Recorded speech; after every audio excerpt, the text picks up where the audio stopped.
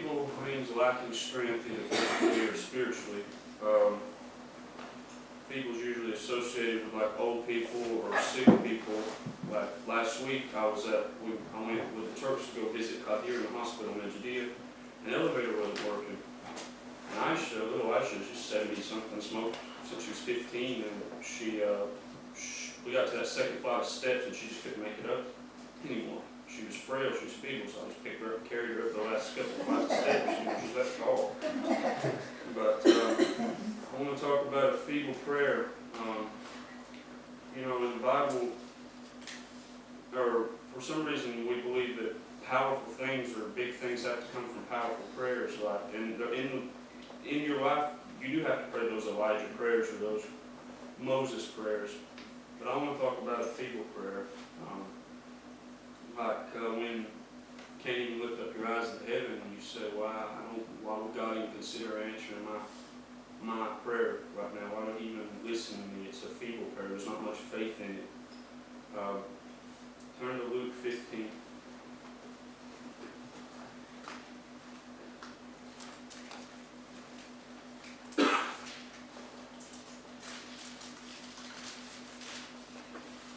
I believe God comes to us He comes to us when we're at our lowest, just like when we're on the mountaintop. He comes to us when we're in the valley as well. Amen. And Luke chapter 15, this is a very familiar portion of Scripture. Then drew near unto him all the publicans and sinners to hear him. And the Pharisees and scribes murmured, saying, This man receiveth sinners and eateth with them. And he spake this parable unto them, saying, What man of you, having 100 sheep, if he lose one of them, doth not leave the 99 in the wilderness, and go after that which is lost, until he find it? And when he hath found it, he layeth it on his shoulders, rejoicing. And when he cometh home, he calleth together his friends and neighbors, saying unto them, Rejoice with me, for I have found my sheep which was lost. I say unto you that likewise joy shall be in heaven over one sinner that repenteth more than over the 99 just persons which need no repentance. Either that woman having 10 pieces of silver, and she loses one piece, doth not light a candle and sweep the house and seek diligently till she find it?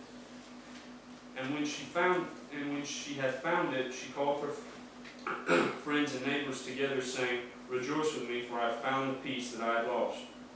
Likewise I say unto you, there is joy in the presence of the angels of God over one sinner that repenteth. And he said, A certain man had 2 sons. And the younger of them said to his father, Father, give me the portion of goods that fall to me. And he divided unto him his living, so his inheritance. He came up to his father, said, all right, I want what belongs to me by you. I'm going to go off into a far country. I want God, but I don't want Him to govern my life. I want to go to heaven, but I kind of want to live my life the way I want to, selfishly. Let me live the life I want to live or something. I know what that feels like. And he said, And not many days after, the younger son gathered all together and took his journey into a far country, and there wasted his substance with riotous living. And when he had spent all, there arose a mighty famine in the land, and he began to be in want.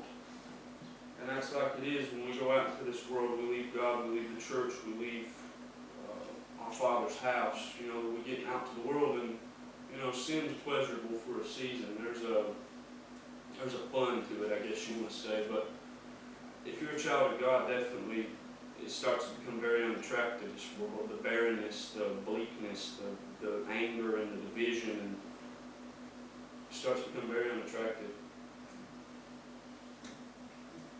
And it said, and he would fain, and he went and joined himself to a citizen of that country, and he sent him into his fields to feed swine.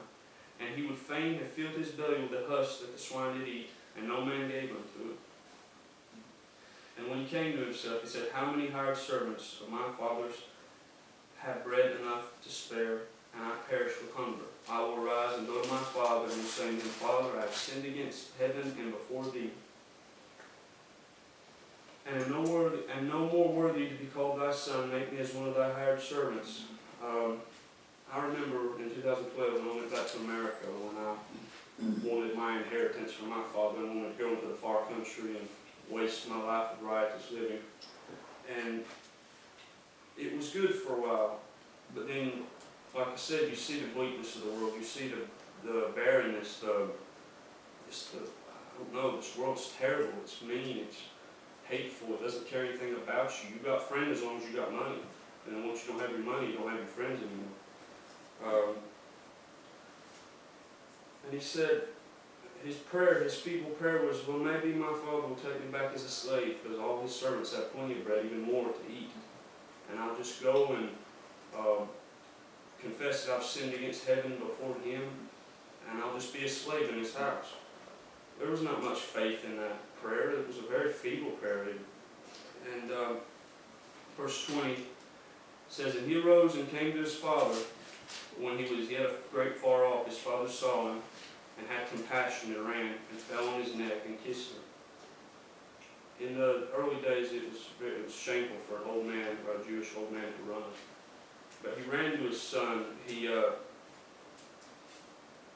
And the son said to him, Father, I have sinned against heaven and in thy sight, and am no more worthy to be called thy son. And I like to think about it like he runs and he hugs his son, and then he says, Father, I've sinned, I've messed up. And I don't even believe his father heard it. I don't believe he heard a word of it. He just said, bring me the robe, cover his shame, cover his failure, cover his sin. Bring me the ring, put the shoes on his feet. Come on, we got to go. And that's how I see it is with God. He'll say, put those shoes on your feet. We're going to go now. We're going to go on. Amen. You got a journey to run. You got a journey, but I'm going to be with you this time. Come home. Powerful answer to a feeble prayer. Turn to Luke 18. Powerful answer to a feeble prayer. Come and you want to come back to be a slave. And he says, no, you're my son. You want to come back and say, I've sinned against you. He said, you're my son or you're my daughter. You can always come home. There's always a place for you here. Amen. And I like to think, because if you want to think about it in your physical father or your spiritual father, he died for you to be able to come home. He died for you. When that nail went through that hand, I believe the imprint of your name was on that nail, and it went through that hand. And he died for you, so you could come home. He died for you, so you could go on with it. Luke 18, 35, verse 35. Another feeble prayer. And it came to pass that as he was come nigh unto Jericho, a certain blind man sat by the wayside begging. And hearing the multitude pass by, he asked what it meant. And they told him that Jesus of Nazareth passed by. And he cried, saying, Jesus, thou son of David, have mercy on me. And they that went before rebuked him, that he should hold his peace. But he cried so much the more, Thou son of David, have mercy on me. And Jesus stood and commanded him to be brought unto him. And when he was yet come, he said, saying, What wilt thou that I shall do unto thee? And he said, Lord, that I may receive my sight. And Jesus said unto him, Receive thy sight, thy faith made thee whole. And immediately he received his sight and followed him, glorifying God. And all the people, when they saw it, gave praise unto God. Powerful answer to a feeble prayer. Very feeble prayer. I remember when I went back to America, and I kind of wasted all my money and lost my job because there was a 6-year-old woman that could bust tables faster and better than me. And I was just, I wouldn't say that I was in the pig pen physically, but I was spiritually. But I was too proud to want to come home. I wasn't going to call Dad and say, I can't do it, I just want to come home. But my mom called me and asked me to come back, because apparently Dad was going through that same spiritual, I don't know, being in the pig pen with me not being here. But I said, yeah, I got my son from God, so I want to come home. And I said, I'll come home as a slave, I'll come home as a servant. No, he can't. He embraced me as a son. He put that robe on me and covered my shame, covered my failure, covered all the. He said, put shoes on my feet and said, okay, let's go to these meetings. And like I said, you can think about that in physical father or spiritual father, works either way. But I just want to ask if there's anyone running from God here this morning, it's all right to come home. It's all right to come home. It's not shameful. I would rather be weak and not be able to do it on my own amongst the people of God than be the smartest, richest person out in the world. But this morning, if you're running from God, I'd like to beseech you and ask you to come back, come home. I don't think, Mr. I'm not overstep my bounds, but I don't think they would cast any bill out and not let you come home. But, Lord bless you. Amen. Amen.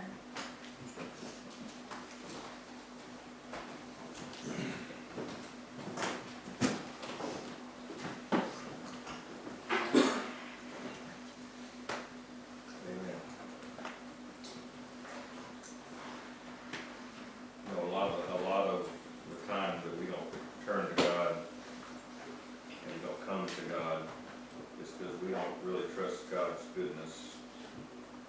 We make a feeble prayer because we know we're nothing, and we don't think God's love for us way overcomes that, but it does.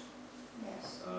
Like Jay's talking about it as a parent, you know, you're sometimes I think kids feel like, well, I've done this, or this is the way I am, or and they don't see that parents could care less about that.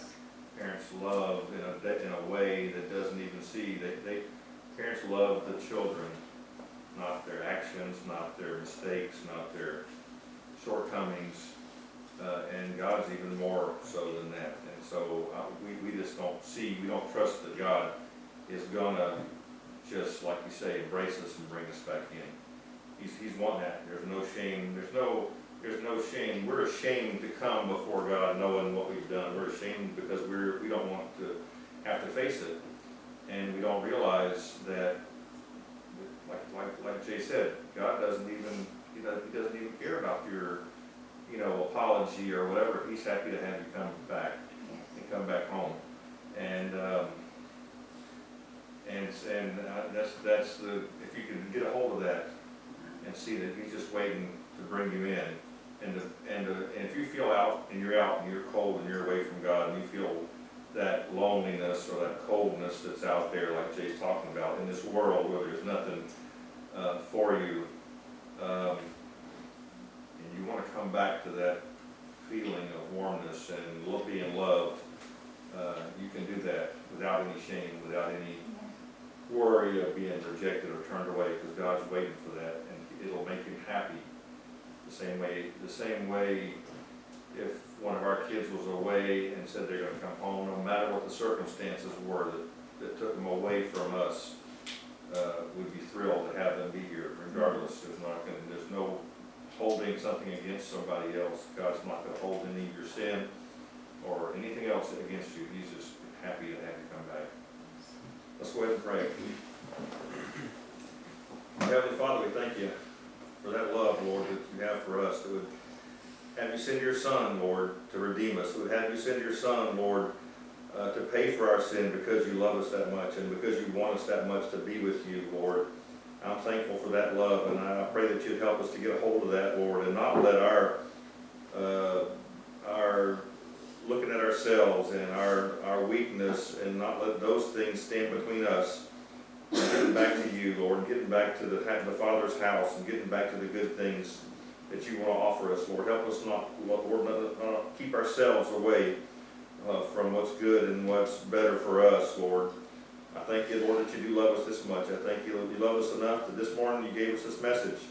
And I pray that we can take it to heart, Lord, this morning and draw close to you. I thank you for everything. Bless us now as we go downstairs and give us a good day today. Help us, Lord, for the camp meeting, Lord, to be ready to draw close to you and get whatever you can. You come to give us, Lord. Well, thank you for everything in Jesus' name. Amen. Amen.